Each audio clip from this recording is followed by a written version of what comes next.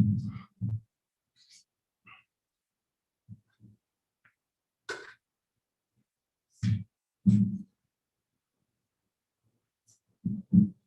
evening, everyone. It's a little bit past 7 o'clock, and I would like to call the work session scheduled for today to order. If we would all please stand and have a pledge of allegiance. I pledge allegiance to the flag of the United States of America and to the republic for which it stands, one nation, under God, indivisible, with liberty and justice for all.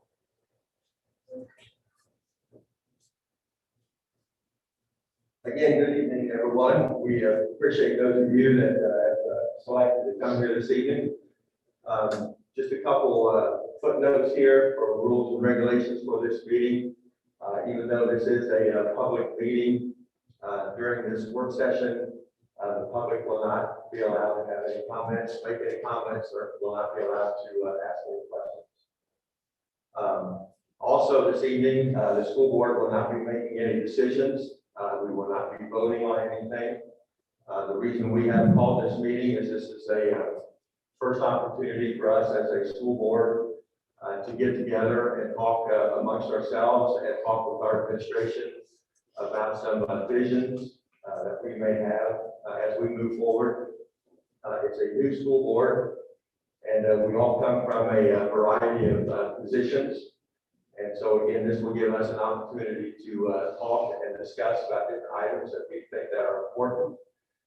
We're not always going to agree on everything, but at the first step of this process will be for us as a board to agree on what we think is important as we move forward, and then to make sure that these visions and these goals and these objectives are very clear, so that we can meet with our administration and develop a plan on how we proceed here over the course of the next couple of years. So I think I'll start. I'm going to open it up to all the different board members, but I know one of the concerns that I have has been with our enrollment. We don't have to give all the numbers here this evening, but we have lost a significant number of kids over the course of the last couple of years. Over 1,000 kids over the last couple of years in our enrollment, our district enrollment. I think it's imperative that we, as a board and as an administration team, come up with a plan, devise a plan, come up with some creative ideas on how we can try to get our students back, so that we can stop this decline in enrollment and hopefully with the intention of increasing our enrollment. So I have some ideas that I have thought about here, and I will throw these out and ask for comments from anyone here, board members or the administration team, on your ideas, your thoughts as well. But I know we have talked about exit surveys for our students. According to my count, we have lost like 297 students this year that were in our district last year. Through kindergarten through 11th graders, with the numbers that we had here at the beginning of the school year. So I think it's important that we try to contact all these people, try to figure out what led them to have their kids homeschooled, what led them to transfer to a different school district, and see if we can't get those kids back. So I think exit surveys are very important for us. And I think we need to contact those people and try to settle and come back, try to get them to come back to our district. I do think that we need to probably work on our website, some type of promotional video, some type of promotion, where we can sell our district again to be more creative, getting people to think about bringing their kids back to our schools. I think it's important that we, in the future, develop an online program for kids who, I think it's just a way where we are going to have parents who are going to choose to keep their kids out of the buildings, at least for the next couple of years. So I think it would be important for us to come up with a very fundamental and very sound online alternative for those kids who want to keep them out of the buildings. I do believe, and I've felt this way here for a couple of years, I think our enrollment got hurt by the changes that we made in our alternative program. I know one program in 16-17, we had 34 students. In 18-19, we had 127 students. That alternative program was growing. And I think that we have lost those kids. We had 53 kids at one point that attended our alternative school program that were from out of our district. At one point, I believe we had something like 12% of our, 2 years ago, 12% of our students who graduated attended our alternative system. And I would like to see us recreate that in a way where we can offer this program to a larger group of people than what we're offering in our situation right now. I think it's important that we partner with our city and work on, again, getting kids to come back to our school. I'm not saying we have not done that in the past, but I think it's very important that we cooperate with our city officials in driving this. I think it's important that we work with our local realtors in driving this so that as people are coming in and looking at homes in our area, then they can also present facts and figures about our school district. And this is just a smaller thing, but I've had several people approach me who have moved into our district. Maybe they have been at a private school or they've been to a school in a different district, and they have come in here and they've become frustrated with trying to navigate through all the technology that we have. So I would like to see us also take a look at creating some kind of a program where we can educate these people when they come into our district as to how to get through this process. And I know enrollment is important for us, so I think that monthly scoreboard, some idea where we keep track of how many students we have each month. I know we get those figures in our board packet, but I think somehow publicly track of a scoreboard as to where our enrollment is, put a tremendous amount of emphasis on that. I think that would be a very good thing. I think another thing we can do with enrollment to increase it, all our other county schools around here are going 5 days a week, and I think we go back to the original 5 days a week, try to adjust our schedules, make sure everybody's going. We could have the professional development at different times. Or a lot of teachers did on their own. I did a lot like in the conferences. I feel like we need to have the parents be more comfortable with sitting their kid 5 days a week to school. That recommendation is for now, not next year. Not next school year. Now. I think we, still have the online, like Don suggests, the online alternative. But I think if you have a kid here every day, the parents would be much more receptive to that. They want the kids in person. I've seen a lot of people don't. I've heard people speak of that too. But for next year, there was going to be something like this. They would want to transfer kids to this where they were nearby all day. I agree, and I don't think a lot of parents plan to come 5 days a week this year. And a lot of our surrounding, schools in our county have done just that. We all have COVID, and we've all faced, that. We've had staff or several students that are out, they've managed to make it work. So I would agree with that. Don, along with what you said as far as help with families, I would agree with that too, because I know.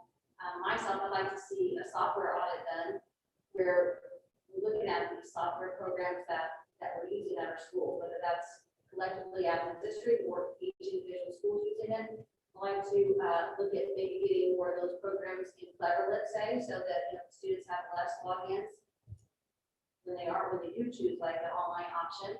And I do think that we could do something like videos or something to help them, if you can't get into Clever, use this, or if you're not getting Google Classroom, use this. But I would like to see that done for a corporation to see what we're paying for, what's being used, if it's really being utilized, which is why I like Clever, because it gives you those analytics. And I just think that helps the parents and you know, if they're home at 8 o'clock trying to help their students, there's no one here to help them at 8 o'clock at night. So I think we need to look at ways to do that, to help them be successful, because I think that's where a lot of the issue is, you know, like if they're doing it by themselves or their parents working, they don't get home until evening, there's no one there to help them, so. Any way that we can do that, whether that's, again, videos, tutorials, step by step, something like that, helpline, staggering hours in the tech department, I'm not sure, you know, maybe a combination of all of those things. So that there would be some help in need. Greg, I think at our board meeting last month, said that there was a group formed that we're going to talk about some different processes for enrollment building in the early spring. Have you guys met? We have, and actually your request for information and not made a couple of days ago, that's actually in there. I think you'll be surprised with the number of ideas that are in there. It is an initial hit at ideas, but it's not a final list by any means. And I hope to have those to you by tomorrow. One of the reasons I have not seen that entire packet is because I'm still waiting on one of the significant spreadsheets from our guys. See that late stuff and this meeting, we have time to go through your documents. So we have that on our list and we'll get that all to tomorrow, and that is in that group of documents. I think you'll begin to see sort of the work that's already happened. Hopefully you'll feel a little more comfortable that we have been talking about these things and we do have some initial plans in place and some ideas of where we want to move the different ones. Yeah, I think it would make people so we can get on board with this. Sure. Families, communities, bring them all in, let's work together. Sure. Dr. Arthur, do we have someone that's in charge of enrollment, or somebody that's maybe more key than anyone else is in our district? Or could we maybe We delegate could that? think about that, for sure. We do not have somebody delegated for delegates, but we don't think designated for that purpose right now. That's a great idea. We have been to try to do that. Right. And quite honestly, I'm not going to be honest, there are only so many hands. So we most days are doing pandemic related kinds of things. Even the water is up, they're still that high to things that are going on. So it's not an excuse, it's just it's a matter of fact right now. And I anticipate as things get better, that will ease up. But right now, we'll go back and kind of try to think about that year, what that might look like. I don't know if you're open to it. Perhaps that's something that comes out of some of our pandemic dollars, or I don't know. There's some switch, and there's somebody that we could actually bring on and make that work. And on the enrollment right now, the February 1 count that we just had, how do you verify then that the students that we're counting, how do we know that we're accurate, I guess is my question. How do we know We have that we're systems looking in? We have systems in place for checking enrollment with between our staff here and our children's health secretary. I'm sure. So it's not that we're not paying attention to it, but I guess I was thinking that we were looking for somebody to coordinate all the activities we're talking about with the community, with different groups. That's what I thought you were asking. I feel like the conversation a little bit something different, which is how are we logistically on the back end handling that? Right, because I would think in my opinion, maybe, maybe Mr. Don as well, like, in charge of enrollment too would be, in my opinion, making sure that it's accurate. You know what I'm saying? So that we're actually playing people should, or we're not playing people should, We do. or, We would be in a whole lot of trouble on the schools who weren't doing those things. We're audited regularly, so that's included in our audit cycles. Your enrollment has to match your membership has to match your, all those reports have to be accurate. If they're not, that catches up with you. Enrollment will catch up to you in time. You're reporting students that are not actually here long term. Eventually your payments going to be reduced, but honestly, that's what I'm finding. If that comes out of audit. right, and I guess along with that, I thought would be, for those, like, and maybe along the lines that you're talking about, Don, kids who are trying to homeschool and asking these questions, someone in charge of all that, to me, that's the position I would anticipate. All of that in one. I think you're right, though. I think we're talking somewhat two different things here, because my whole point is to have, and I know. We're trying to find out how we're going to get people here. Yeah. Jackie wants to know how How we're you're going going to account for that, right?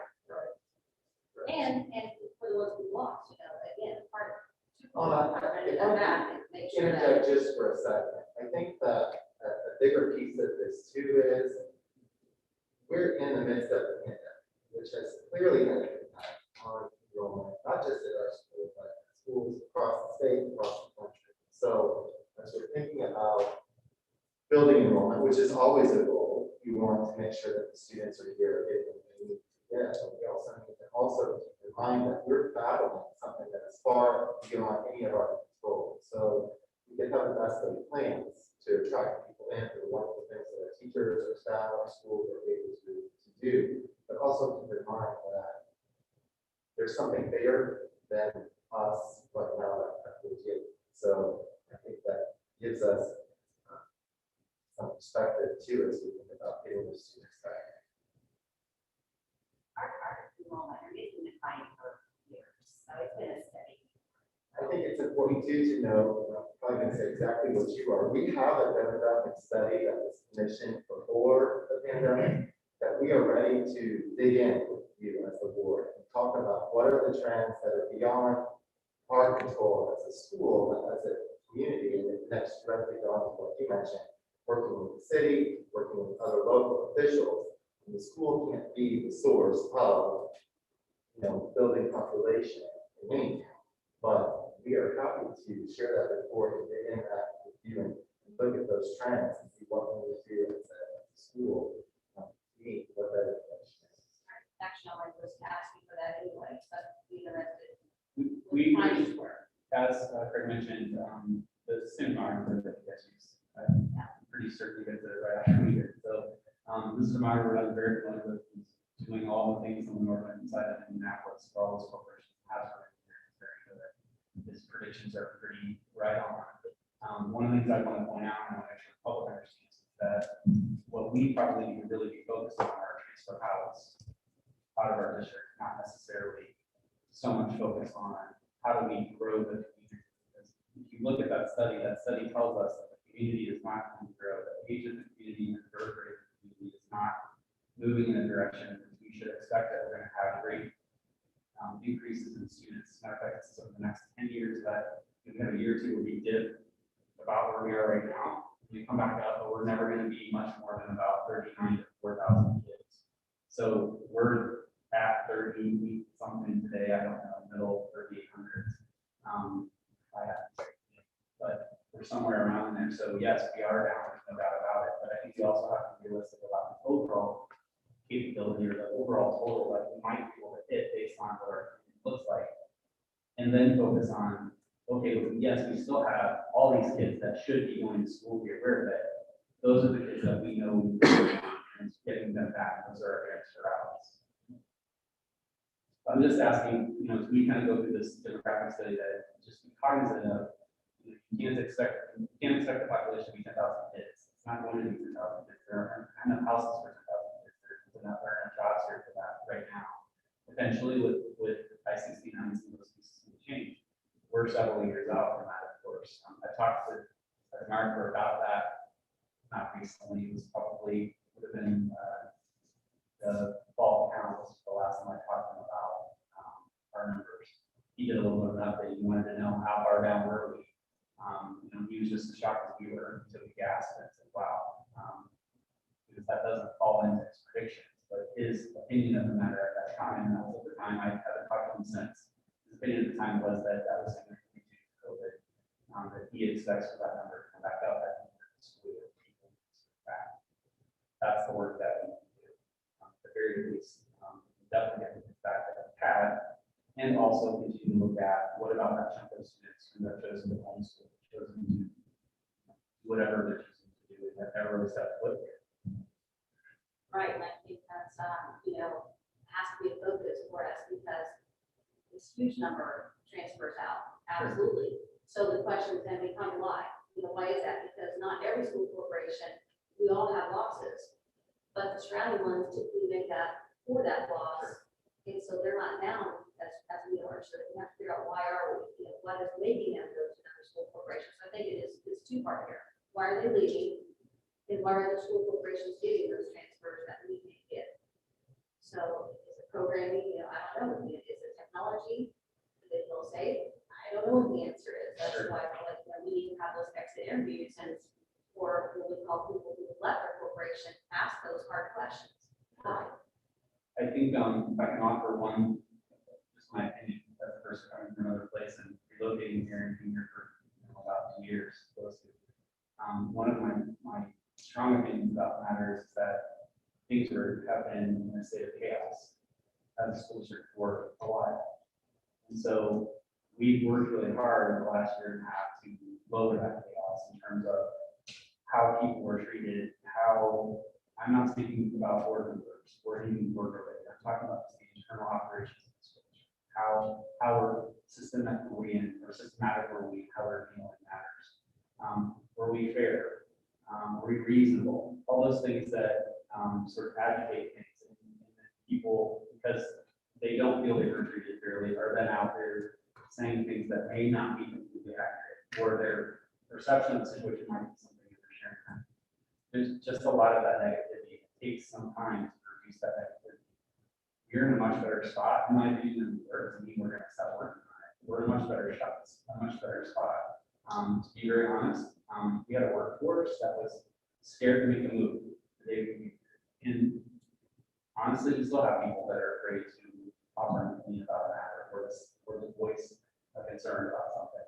Those are things we're working on. We're trying to build, to honestly build that emotional support for everybody, not just our kids, but our staff as well, so that they don't feel like they're in trouble all the time, or that they're going to get in trouble if they have an opinion about something. We don't grow, and we don't get better, and we don't sustain change in a positive way if we can have those conversations. We try to model that every day. We both try to operate, and we expect our staff and work for us to operate in that manner, which we're kind people and fair people. We're doing things in a way that align with the law, of course, and we're just professional. We're trying to be more professional. We're trying to encourage professionalism in our district. I think that's one thing, and I know that can really easily kind of put off to the side, but I can tell you that when things are in chaos, which is honestly what we inherited, you can't do anything. You can't fix anything, because as soon as you go to fix something or you try to work on something, you have so much chaos going on around you that you can't work on that, but you have to shift over to something else.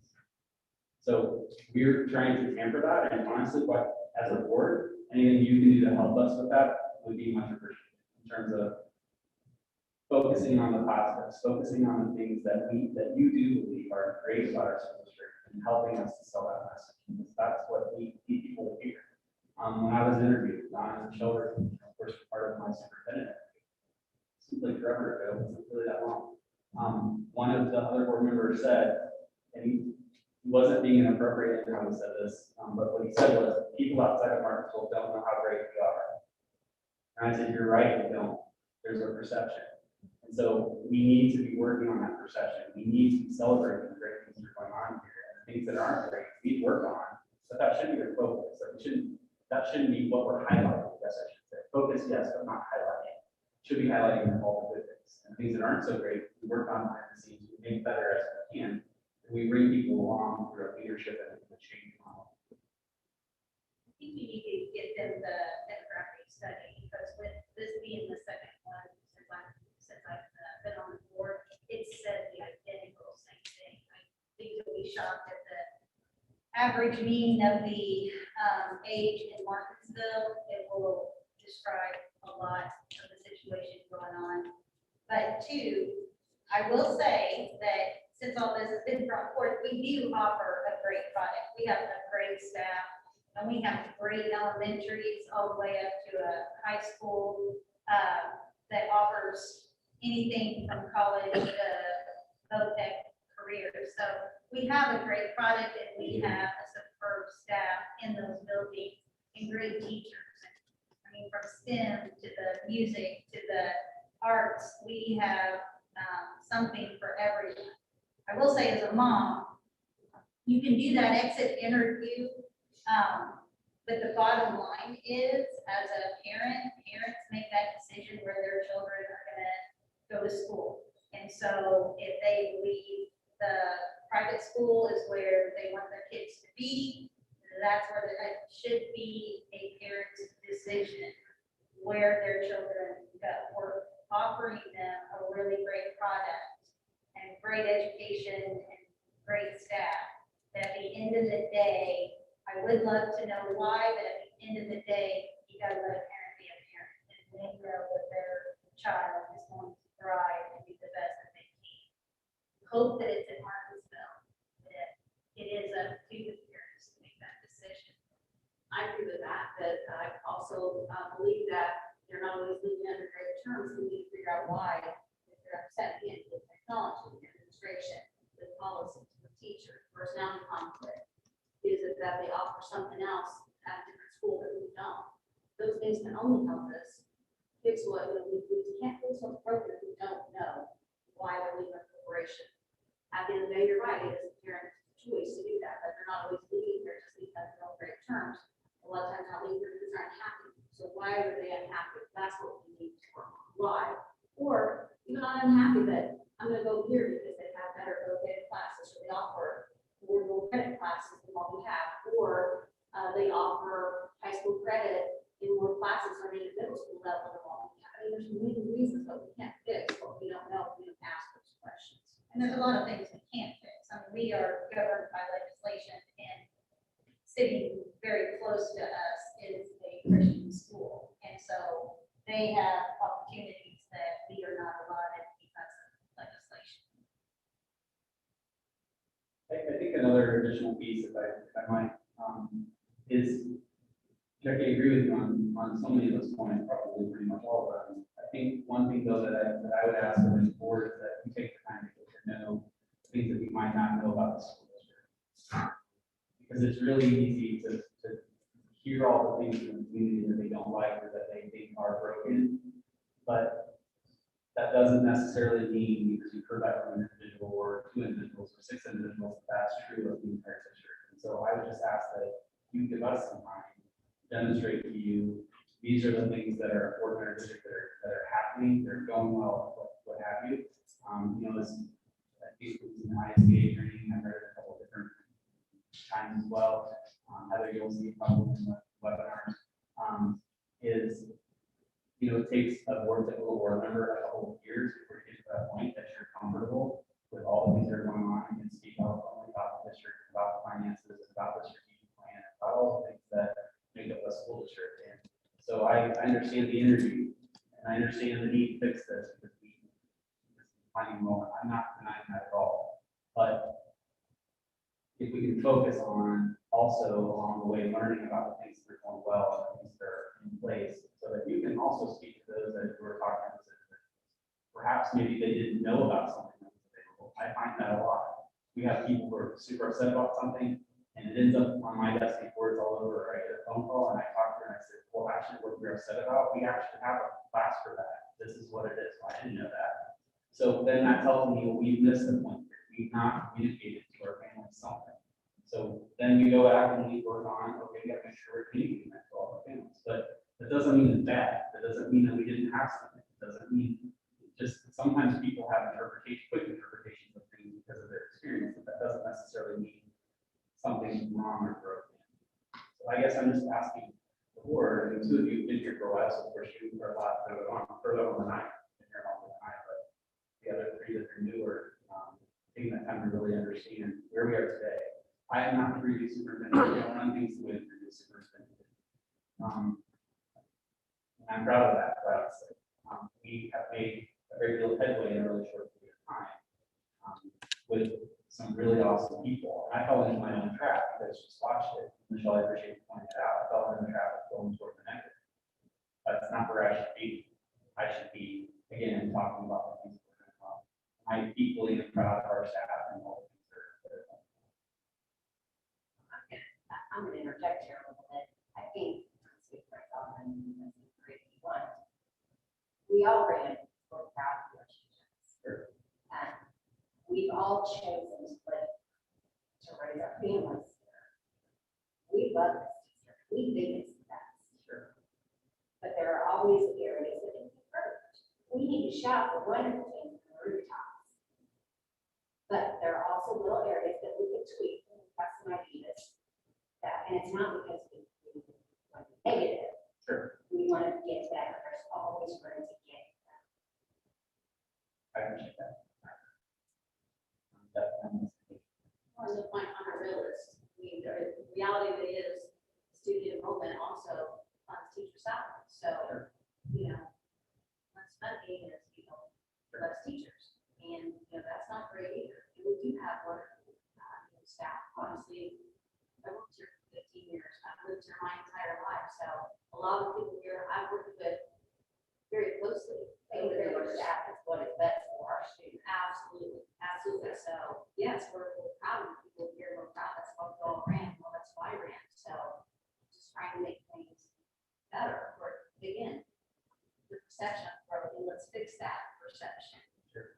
And That's a topic that we can touch base on, that's something I have listed, and that is to improve the trust and confidence and the overall perception of the board and the district leadership. And it takes time, we all know that. But I think there are some just quick areas that would help the community. We used board docs last month for the board meeting, so people were able to see information. That was fantastic. Appreciated that. Personnel wasn't included. Reason why we can't. We have been, we've addressed this before. I have all fairness because we're here, so I'll throw it out there again. I wish this would come up at our executive session, because this would have been a perfect question for the individual before. You go back to the slide in your slides that talks about being able to reasonably figure out something about somebody because of the situation in the community. Personnel report does that. So if somebody knows that there's an investigation or an event, you're a small town, you're a small school district. People within the school district know that there's an investigation going on, or an employee testing people. Those things end up in that personnel report. And it's the only thing that's in October or November. It's not hiring season. It's not end of year when people are typically resigning. It tells the story pretty quickly of what happened to that individual, even though we don't have the right to tell that information. So at the recommendation of our attorney, we decided to not put a personal report out publicly. I'd like to know who's teaching in buildings, who's retired. I know that you- I'd like to know that, and I've looked at other districts, and I'm aware. I haven't found one that doesn't list all of that. They'll go down to what they're making, when they start, when they replace. I'm aware, and I would push back a little bit that not every district does that. Districts around here, yes, you're absolutely right, because I've looked as well. I don't necessarily agree, but that's information that needs to be out there. And if you're an employee of the district, I feel like I have an obligation to protect you. And I understand that people want to know what people make. People want to know where they're assigned, et cetera. Those things those are pieces of knowledge that can come out in other ways that don't have to come out with the personnel report. Or what other ways could we share that kind of information with people in a personal report? Well, for hiring a new teacher, it could be something as simple as we're announcing those teachers that, as a board meeting as welcome to our district. I mean, it could be things like that, instead of a report that has people listed. Because again, that report has everything in it. It's not dissected by. I don't think you're really asking for a report. I understand. You're just saying like names on the agenda, like the agenda, Personnel like report. hires, Yeah. not an actual report. I think you have listing names about, Who were hired, who resigned, who retired. That's the personnel report. That is the personnel report that's submitted in the packet. That's what we give to approve at each meeting. I think the community would like to know if they're retiring, they can wish them well. We've done that, I know other districts do it. So if we're not going to put it in the consent agenda, then I would like to see it somewhere in there for you, let's maybe welcome new teachers or congratulate those retirees, and wish them well. Let us rethink that a little bit. The other thing I want to mention is a lot of the things this is a large list, and I'm appreciative that you worked through these pieces and are sharing with us.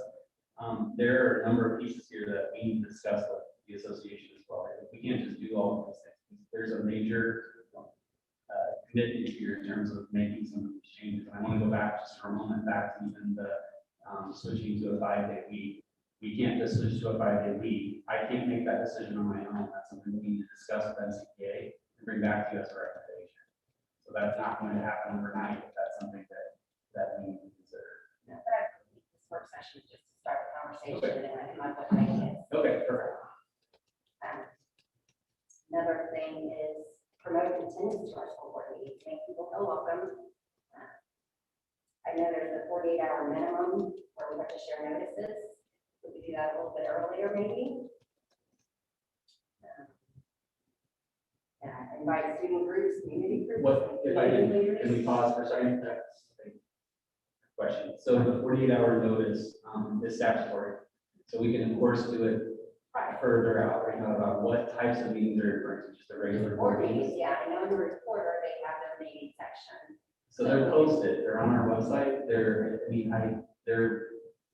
given for the entire year to everyone, so they're out there, they're on our website, it's also sent to all of the news agencies, it's called the Sunshine Law, or Sunshine something, that requires us to provide that information. So I'm not trying to be antagonistic or difficult, but, there are logistical, I think you said that, there are logistical things in terms of getting those notices perfect and correct or pretty close to. And sometimes it is the last minute of us getting the things that we need for that notice or that agenda or what have you to look the way that it needs to look. 48 hours doesn't, I realize it's like almost 48 hours, but it takes us almost 2 weeks to get the word packet together. So as an example, so I will be changing things up till the midnight hour tomorrow before I give you guys access to it, because that's just the nature of the business. Can we post something that says we're having a meeting? Yes, but it's probably not going to have the content of what's on that agenda. Right, but I'm saying like in the report, let them know, hey, this meeting's gonna be next week, they post it, they do it every day. So not just the day before the meeting. So, I guess I'm not sure why they're not posting it anyway, because they have it. Cody requests, he's already done it, we've already provided it. He requested the list of meetings. Courtney's back there. Courtney, we have provided Cody those meeting dates, the sunshine meeting dates, the sunshine letter. So they it have, would be okay to post it the week Yeah. before the meeting. I mean, I don't anticipate those changing Without, unless you guys say they need to change, so. We very rarely have changed a board meeting at like a regularly scheduled board meeting. But as far as the content on that agenda, It's not gonna be available much sooner than 48 hours before. so that makes it very hard then for the general public to speak. I mean, they can look at that, yes, they can sign up before the meeting, but, I would like to see our policy, 167.3 change to allow, because I know sometimes in setting fees myself. I'll go back to an example where one of the agendas was approving fees for Bell and for Wooden. Mhm.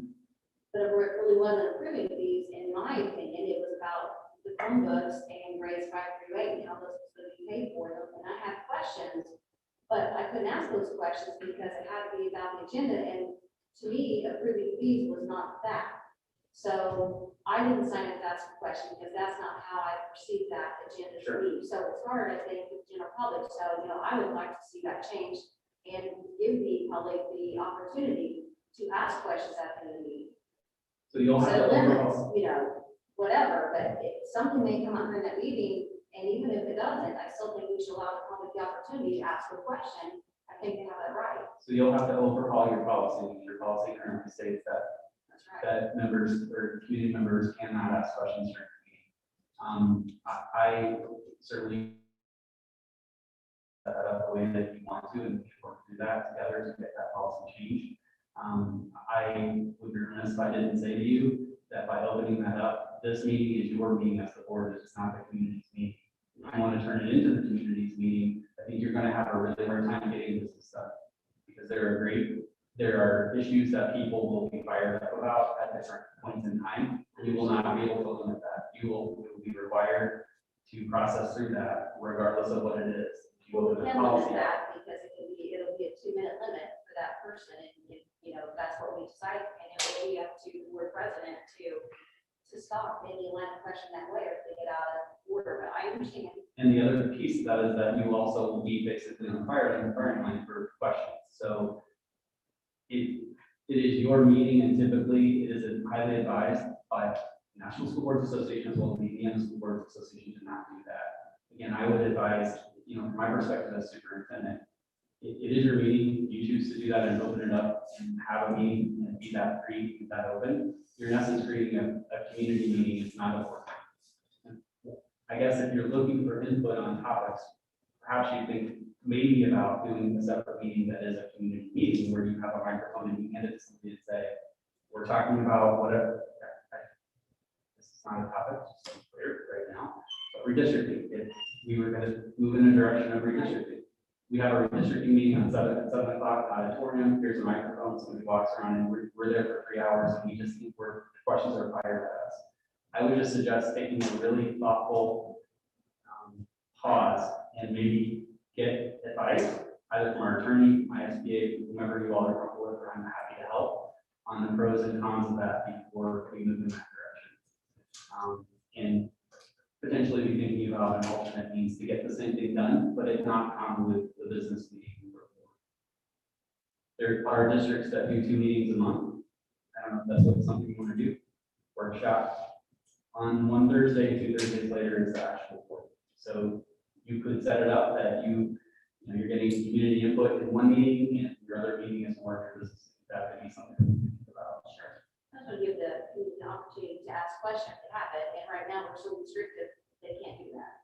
And I think It's that's not a common, disservice. I'm sorry to interrupt. No, I just think that's a disservice to the. I understand you feeling that way, but that's not common practice for school boards. School boards typically are not, it's not a question and answer session. And until you get into a situation in which you're discussing a very hot topic, it seems like a really okay thing to do until you're in a situation in which you don't have the answer or you're being put in a spot because you haven't been able to prepare for something. Yeah, Well, I don't think that we have to have the answer to everything, but I think at least, I appreciate the question, I'll get an answer for you, but, I don't think there's anything wrong with that, so. But I appreciate your input. Thanks. I've been to, school board meetings where they have at the end of the meeting, not during the meeting, they don't open up, at the end of the meeting, they have an opportunity for the public to make an announcement or make a comment or ask a question. They have a limit on it, have a limited time, and of course, the president of the school board would control the meeting. Mhm. But I think it's a good opportunity to give people in the community an opportunity to, ask a question or express a concern or make an announcement. And I don't think that would be disruptive. If it became disruptive, then we could always change. That help trust and confidence. I would say. Well, communication.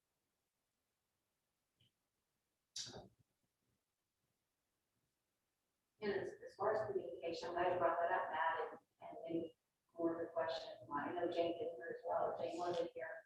I know that sometimes newsletters go out to the parents, but how often does that happen? How often do they get a newsletter from our corporation?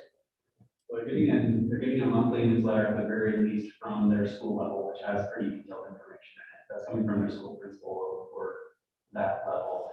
From the district level, at least once a month. There are times in which we're doing it more often depending on what's going on, but that's coming out at least once a month. Twice a month would be. Okay. Read and I just, Yeah, highlight we'll do one of the whatever. things, We are happy to try and accommodate as many of these things as we can and move in a direction that makes the most sense from your perspective as a board. I'm not here to slow that down, but there are a lot of things here that require a lot of personal power that we don't currently have. So what I'm going to need, I guess, is to come back to you with, here's what we're going to need to be able to operationalize some of these ideas. I'm happy to put that together. That's going to take me a minute, but I'm happy to put that together. There are a lot of things here that are not just a quick tweak that we can tomorrow. Sure, I'm just thinking from that standpoint, I have grandsons in the corporation, but I'm not a parent, so I'm not getting really emails and newsletters from the schools. I might see James if they're out on the website, which they typically are, so I just think that's also a good marketing tool as well, to highlight the great things that are happening Sure. there, so. As a community member and not as a parent that's getting it, that would be the best way for me to see it. So is the issue that you're not getting it, or is the issue that you're not getting it enough? I'm not following what the I issue. think both. I think for just community members in general, unless I'm after looking for it or I see that once a month, I think, I don't think 2 times a month is too much to ask for, but I know what goes into putting one together. So, I'm just saying, I think that's also a great tool to inform community members as Sure. well as parents and grandparents what's going on. I mean, we have the means, the corporation, the software, to even send them out even without posting it just on the website. If we want to send out to community members, we have that capability. So maybe look at that as well, not just Okay. posting it, but, maybe a situation where you have community members sign up that they want to receive it. And then Jane or whoever sends out through, our mass notification system. That can be done. That would be great. We have, Right, but I'm talking about like when you send out, Matt, how do you send that out? When they sign up for that, how do you send it out? So we have to go to MailChimp. Okay. So it goes to teachers, families, we have a huge list. of all of the departments.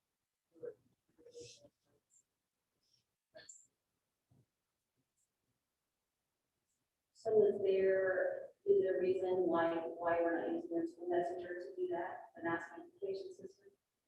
I guess I have a question, I'm sorry, are we, and I feel uncomfortable with Lisa, we weren't gonna pull other people in, we're kind of doing that.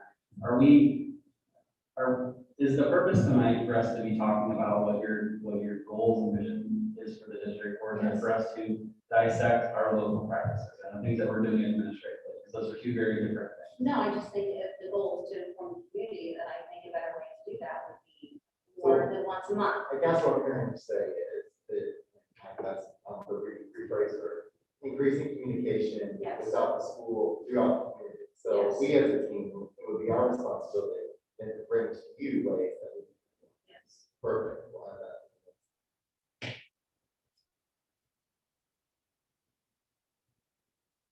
that. Going back to 5 days a week, are there plans to get kids back in the building 5 days a week?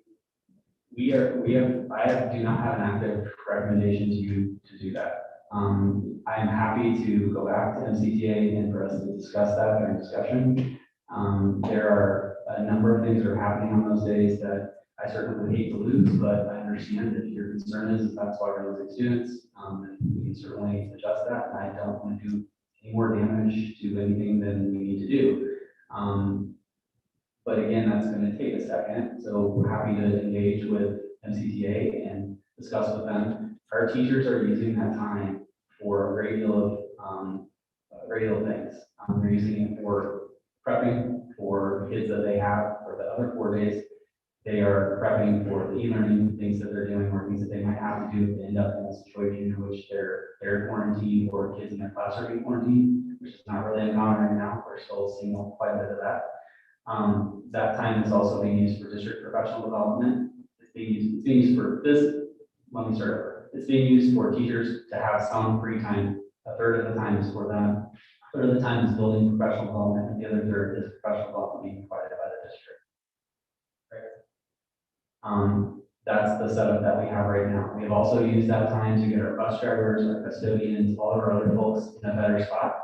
As I mentioned earlier, we inherited some situations in which we didn't feel like people had the appropriate training. So we have taken advantage of this time to get that training in place when there aren't students around.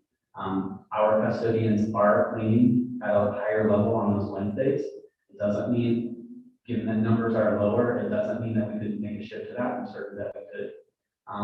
But it's been very useful time. So I don't want to make less of what that's been for and what that's been used for and the benefit our district has acquired from that. This district doesn't have any built-in PD time. And I understand and appreciate your suggestion, Mr. Hankins, that teachers come after school or teachers come on Saturdays or teachers come whenever to get professional development. I don't believe teachers are interested in that. I might be wrong, but that's not the sentiment that I've heard through discussions that I had with teachers about professional development. We have tried to carve out some time for them to get up to speed and to get in a place where they have the tools that they need to meet our kids' needs. We're trying to be more progressive. We're trying to put the tools in their hands. This was the perfect opportunity to do that this year. I realize it's not popular for some, but if we need to make a shift to that, and I hear you loud and clear, we will talk to the SCTA about that, and we'll come forward with some sort of recommendation. Districts just about everywhere have some sort of protected PD time. This district has not had any, to my knowledge. I don't know whether it's ever had any, in terms of, a slow start or a early release or something like that. That's been a common practice in districts across Indiana for probably 15 years. We are not doing that. So honestly, we've been trying to catch up, or Craig has, on a great number of professional development sorts of things that we feel this district needed to be innovative and to be in this century operating the way our kids need our teachers to operate. Again, I'm not smacking our teachers down, they're amazing. And when I came here, one of the first things I said was, I'm not sure how all these folks know how to do all this stuff. I do, they work really hard, but it wasn't coming from time necessarily that was being spent on professional development necessarily driven by the district, in my personal opinion. So that's a change that we're trying to make, and this year that has happened on these Wednesdays. I can appreciate all the efforts we're making to teach the teachers, to train them. I still think our primary purpose here is to teach students. Sure. And I don't think it's just about getting more students to come back to our district. I'm thinking about what's best for the kids.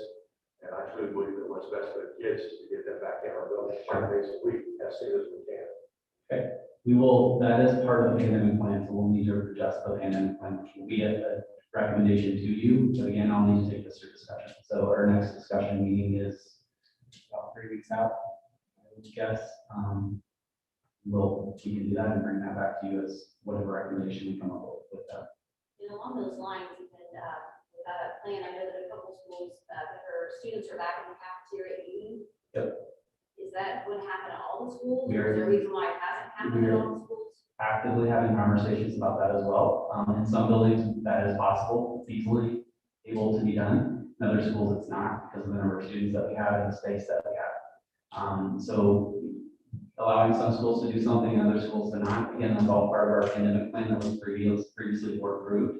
We can reopen the pandemic plan if you guys want to go through the plan and suggest tweaks to that, or if you want to, I guess, in a proactive way, go through that plan and make suggestions. We can also take those through this discussion and have those conversations. But those things are not just me deciding or Craig deciding. They're all part of a plan that we spent many, many months back last year working through this, as I'm sure other school districts did as well, and I was board approved. So for us to undo that, I can't just undo it. And I'll need board approval to undo some of those pieces, or to have a different approach. So then in the plan, it was part of the plan for the schools who could spread out and So they could go back to the cafeteria. what we're doing is we're responding to the new guidance from CDC and the state health department. So as we're able to make adjustments, that's what we're doing. So just think of a slow roll as we're trying to get students back to what we would consider normal. It is easier in some buildings with more space. The elementary schools is a little bit more difficult, but we're working with this building leadership, taking their recommendations. Nobody knows better what happens in the school than the school principal. So we're working with them to figure out what works best.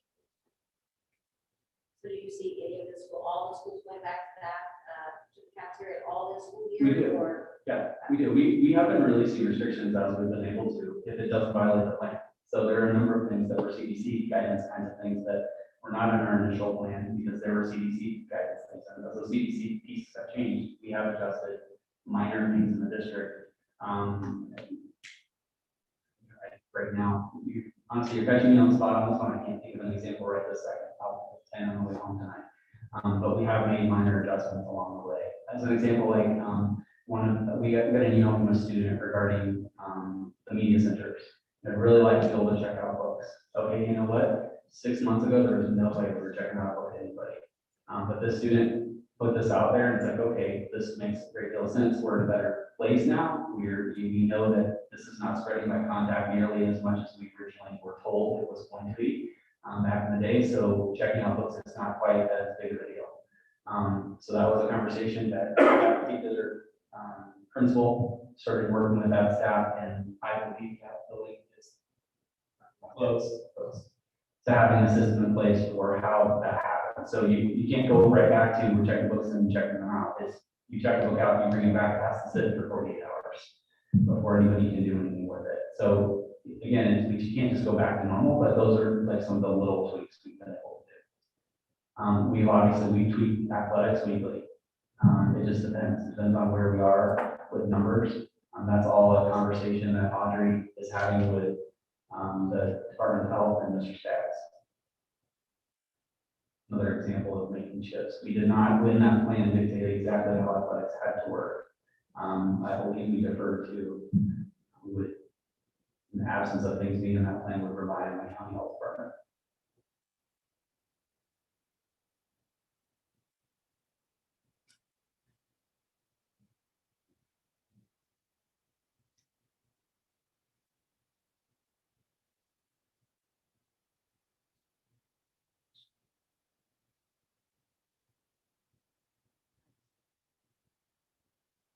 You have something here, it has been requested that we could add this to the agenda for next week. More reappointment of a representative for the redevelopment commission. Sure. We could add that. Okay. And maybe have a chat with you. We're going to launch that commissioner. That intended to be a school, I'm just asking as a school board member.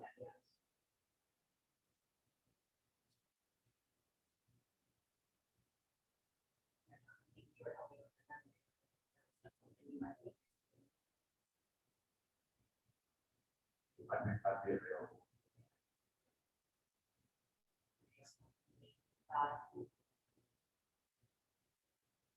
I'm in the late early, in the morning, so. Instead of the morning, it's enough.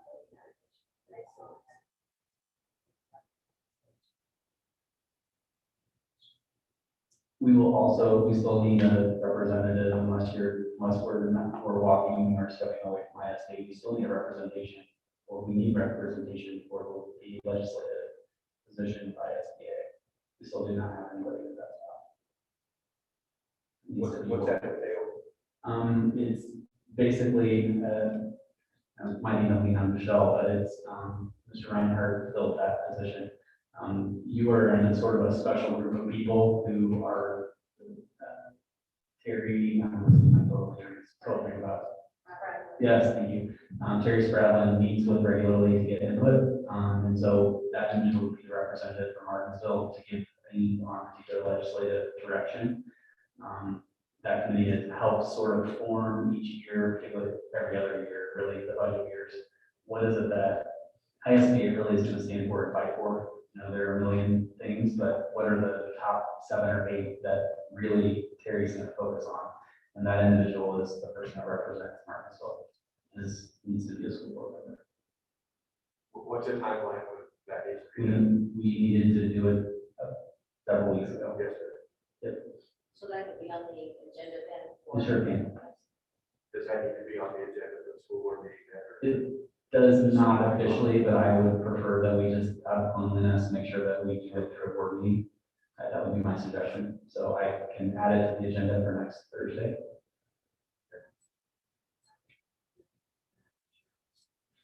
So you want to do that, Becky? I would be interested in that position, sure. It's a pretty neat, Agenda.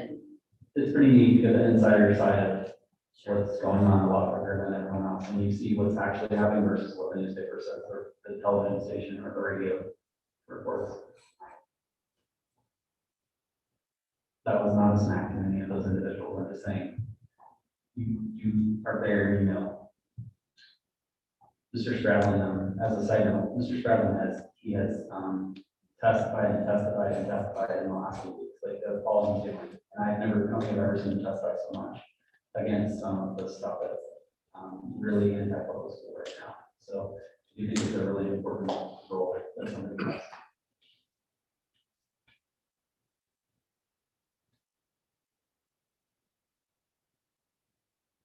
And I know that we just met with our legal representation.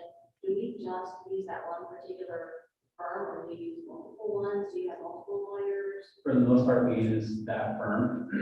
He's the primary attorney. He mentioned he's a school attorney. That's what he does. School board and school district person. That's his total practice. There are about 5 attorneys in the school practice under Churchville and Antrim. So if he's dealing with an issue, which actually tonight he had a whole other debacle, that's all over the news right now that he's dealing with. He has one or two of his other partners we have worked with on other situations. They also, one of the things that's advantageous to this particular firm is that they all have different areas that they're experts in. So you can't be an expert in everything.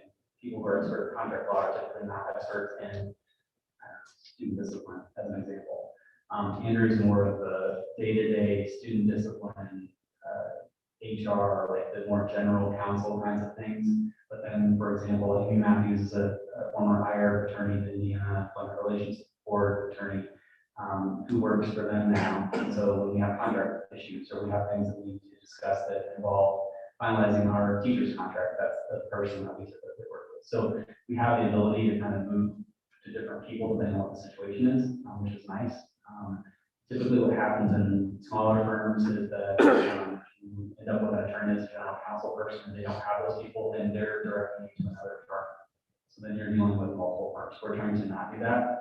Out of complete accuracy, to answer your question, we do have other attorneys because we belong to two different insurance trusts. They both have their own attorneys. So when we have an issue that involves a liability situation, that insurance company has its own, or not, that insurance trust has its own attorney, which is their go-to committee. So when we have something that falls in that category, that's the person that comes in and does the work, because that's covered by our insurance. We would not call the person that you saw tonight, because then we would get billed for them to do that work. We're already paying for it to the insurance. Same thing with our medical for our employees. That's a whole other attorney and a whole other firm. So there are multiple, but for the most part, things we're doing on a day-to-day basis is one person. But there's nothing really stopping us or preventing us from having multiple firms or a different representation if we wanted that. There's not. Typically, I mean, again, you're the board. You can tell me that you want to work with a different firm, but generally you're not working with a firm. I am. And so generally it's the comfort of the superintendent and what their relationship is with individuals they work with. We start with a new firm, we're going to start out completely new on things. I would share with you that if you are intending to move in a different direction, or you want me to move in a different direction with our firm, I would appreciate knowing why, first of all. But second of all, if that is something that you want to do, the second piece of that would be we're going to have to give appropriate notice to their firm, because we currently have a relationship with them through this policy project. We would be pulling the rug out from under that in the middle of it. We still owe them.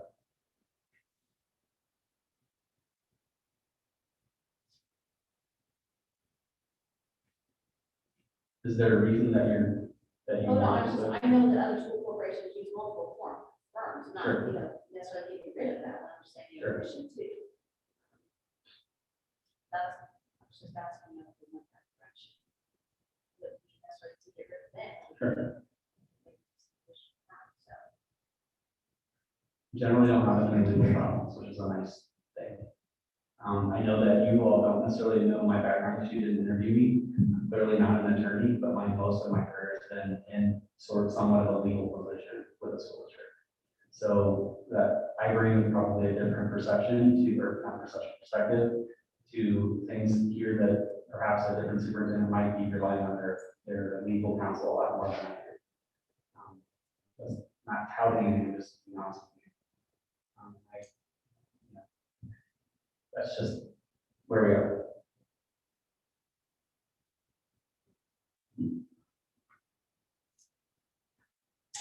To get back to communication, I was curious, I don't see a lot of things in the reporter talks about schools. We have educational pages every week.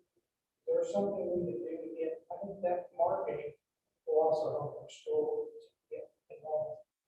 Is there a reason we don't have the articles like we used to have?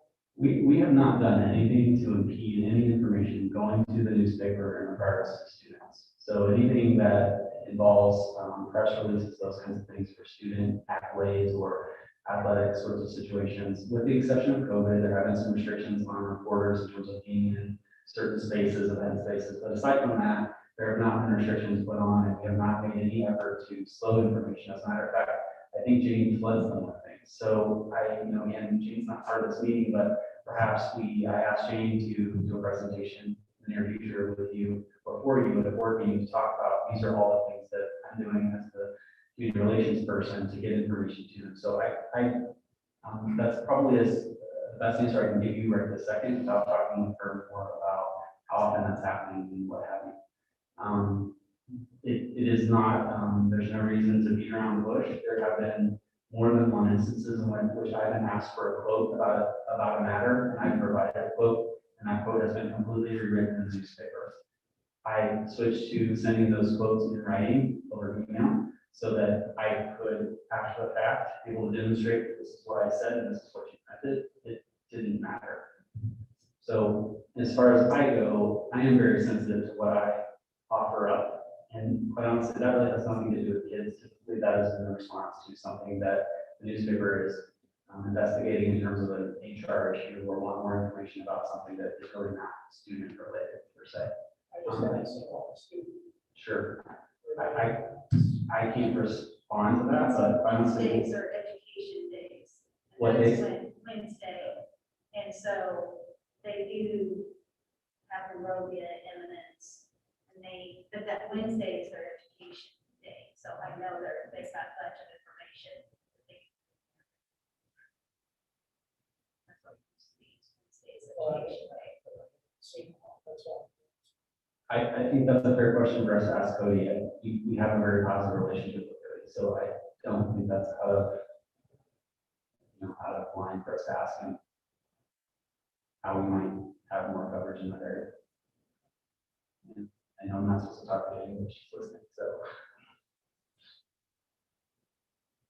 But I didn't know if teachers were allowed to submit. I know when I have an early grade, we need an individual. Yeah, we don't have anything in place that says we don't submit things to the newspaper. I mean, that's not, but we also have a community relations person who talks to Cody probably on a daily basis, pretty close, about different things that are going on. And so whether they choose to pick those up or not, I don't, we don't control that, but I am confident to be provided.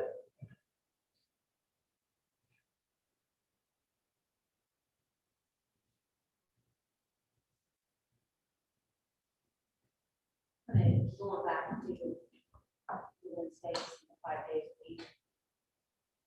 This is just, I'm asking for your opinion. Do you feel like it would be less hectic for the teachers, if they didn't have, if there was like a teacher who taught virtually, like maybe a particular grade level, so that the classroom teacher didn't have to do a virtual lesson and an in-person lesson or a paper lesson? Because I know, a lot of them are doing that, so. Sure. Well, Do you think it'd be beneficial for the corporation to look at that, having a teacher, teach one grade level and Sure. you have all the virtual kids? There's two answers to that question. My opinion is yes, that could be beneficial, no doubt about it. Well, logistics at this point in the school year doing that are a whole other story. Stopping what we're doing and reassigning teachers to carry that out, I think is a whole other conversation. You can certainly have, if that's the direction the board wants me to go. It's February. I think making that shift at this point, I am not a classroom teacher, so for me to take the stance that that's a good thing or a bad thing to do, I struggle with it. My opinion is I struggle with it, but that doesn't mean my struggle is what makes the decision. My struggle is just because of the timing of it. In all fairness, we did just take over in January. So. What's that? I Sorry. said, in all fairness, we did just take over in January, so, we weren't here. I mean, Sure. That I should have been understand. my recommendation if we were going to go down that. I understand. Earlier in the year, would be to do that, so that it didn't burden the classroom teacher. The burden's probably the wrong word, but add to their plate, because I think they have enough on their plate, as does everybody else, but. I will never tell you that anything we've done is perfect in regards to the pandemic. We've done the best that we can do based on the information that we've had and the number of hands that we've had in addition to it. So, our people have worked their tail ends off, and have not complained, and, at the end of the day, have provided some pretty amazing opportunities for our kids, given the situations that we've had. Fairly heavily, a couple different times when the rest of the county did not. It's easy to compare school district to school district because we're neighboring. It's easy for people to make those comparisons. unless you're sitting in my seat or you're sitting in one of your seats at that time and hearing the actual information on the back end as to why we had to do what we had to do. It has been messy. We have had, in my opinion, in previous months, a much higher level of infection and spread. In terms of adults, quite honestly, having a large number of people out that really created some problems for us. I don't know if other schools just have or not, but that has been an issue for us. My point is that I will never profess that this has been perfect. But I know that you're not questioning that, but we've done the best that we can do. We'll keep working on it.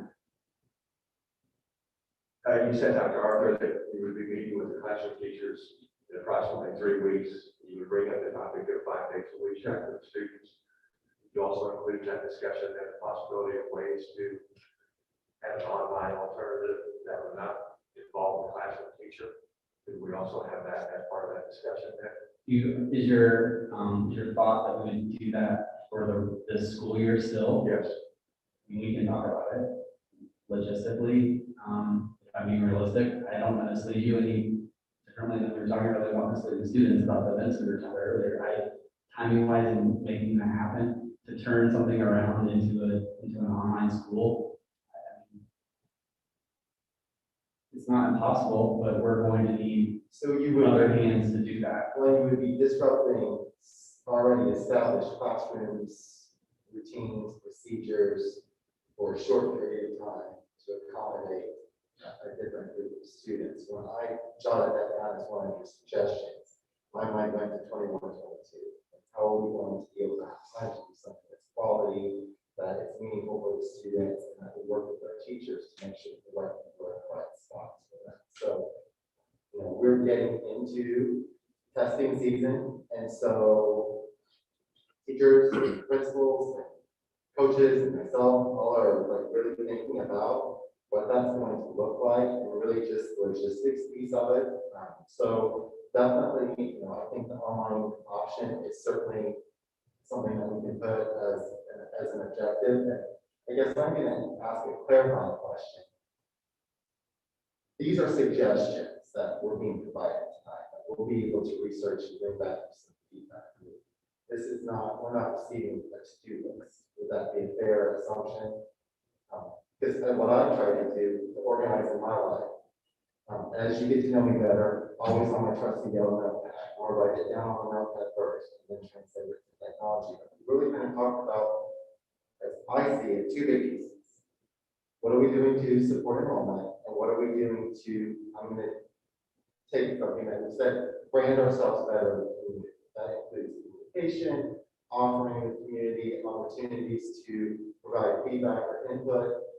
So as I listen to you, those are kind of the 2 big areas that you are tasking us with, coming back to you with some solutions towards what are we doing to maintain build enrollment, and what are we doing to increase our brand, not just within our own community, but also spreading that good word throughout all of Central New York. Would that be a fair assumption from what I've heard this evening? Very good. Perfect. Like we said earlier, there's conversation. Absolutely. So my mind goes to sorting things out. So really what this is if I know we know the big targets. The big targets are enrollment, the big targets are how are we going, which really fit together. It's really one and the same. We're talking about 2 things that benefit the same level. We're developing our brand, as we're spreading the good word, as we're talking about things that we're doing well. That should, in turn, have a direct impact on families wanting to send their students to our schools. So really, everything that we're talking about, whether it's the newspaper or students coming on Wednesdays, providing professional learning to teachers, everything fits under that. How are we providing a better experience for our students, which will then attract families that we want to our schools? I don't want to put words in anybody's mouth. I want to make sure that I'm clear on what, as we go back and that we're clear on what our target is. Because part of this too for us will be then to set up benchmarks. What is our goal for 6 weeks, 9 weeks, 6 months, 12 months? because you can't turn enrollment around in a month.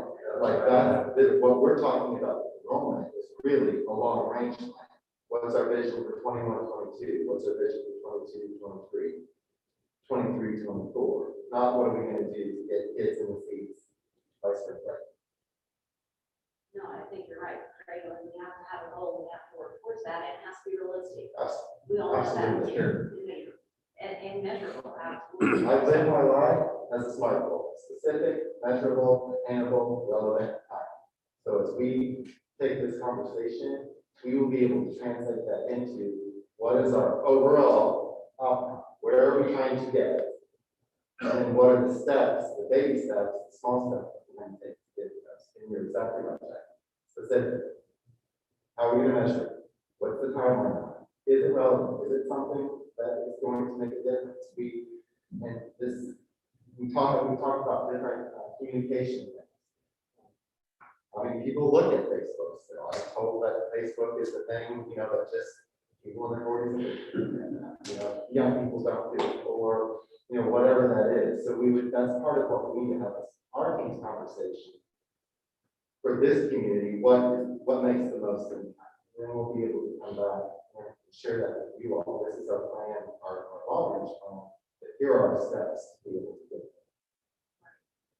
And I know, Jay, you mentioned several times about like not having enough hands to do certain things, and I certainly understand that. Is there, do we have a breakdown then of like, let's say administrative roles, or maybe what those duties are versus like teaching roles and more like, teacher-student ratio versus how many administrative, non-teaching positions we have, maybe not just administrative, but non-teaching positions versus, One of the challenges, again, when Craig and I arrived, was that we had a number of people at a position and at a job. But they were the only person who knew anything about that job. And nobody else in the corporation knew anything about when that person was here or was sick or whatever.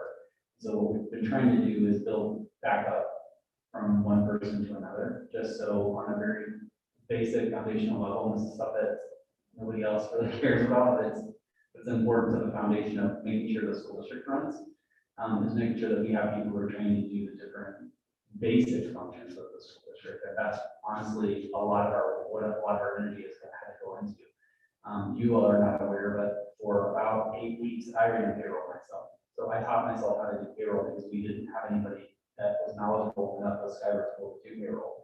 You can't just pluck somebody, you can't just pluck somebody off the street, which was quite dangerous because I was a Power School user for decades. So a little bit of Skyward 15 years ago, but database is a database. You figure it out. We're in much better shape now, and that was a great learning experience for me, but it also opened my eyes that we have these spots all over the place where we don't have backup for very important situations. So given that, that's been a lot of energy, honestly, in trying to piece things back together and put us in a better spot. Who benefits from that? Our staff, of course, do. Our students, of course, do. So yes, it would be very easy to provide you with this is what things kind of look like, so you can better understand where we are. And I'm not opposed to retooling things. I mean, I'm an agent of change. It's been a really long time in the district I was in, taking a really broken mess and turning it into something that was awesome. And at the end, at least in my opinion, was awesome. That was a fine-tuned machine. We got a lot of accolades for that. So, it much like the work I'm sure you're doing in the data world. And so that's the work we're trying to do here. It's just that there's so much that we don't always know until something happens. And then we have to be reactionary to fix it real quick. That is what's taking away from us being able to smooth some things. We're finally at a point, we've looked at each other several times over the last couple months, like we're finally at a point where we can really dig into construction. We can really dig into the things that are important that I really would have loved to have been doing the first, 2 or 3 months I was here. I learned a really important lesson as a superintendent, and I will take to every other job I ever have the rest of my life, is that you have to understand that when you move to the district, it is 6 months of meeting people, literally 6 months. And that's not a complaint. It's just he had to be the superintendent and the assistant superintendent for that period of time, because your doors were evolving. And in this district, a lot of that was the calm is contagious, and us working on getting things calmed down, for people who are very upset about a lot of the things that happened before. So there are a lot of moving parts, and I hope that you don't take any of my comments tonight as being defensive, and they may have come across that way, that's not my intention. But I also know the amount of blood, sweat, and tears that we put in to try and get us at least to a spot where we can now finally start to do the good work, the fun work, the stuff that gets us into a more innovative spot. And I look forward to working with you guys on that. And these are great ideas, and a lot of these mimic the same kinds of things that have already been thought of by our administrative team, our principals, et cetera, in brainstorming. So I'm pleased to see a lot of layover. Well, I agree that our purpose tonight was to share some ideas, throw some things out there, because again, we all have different opinions. And give you guys a chance and recap some of this, come back with us with some ideas of your own.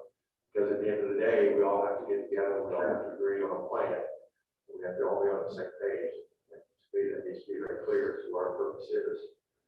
I think this is the first step. We know that these issues are going to resolve themselves overnight, so I appreciate it. Anyone have anything else? I just appreciate your input this evening. It's done right. We're all interested in the same goal, and that's, what's best for the students, ultimately. Right. What's best for everyone in the corporation. And if we didn't love this corporation, we would have never ran for these spots. Right. So it is our community. We live here.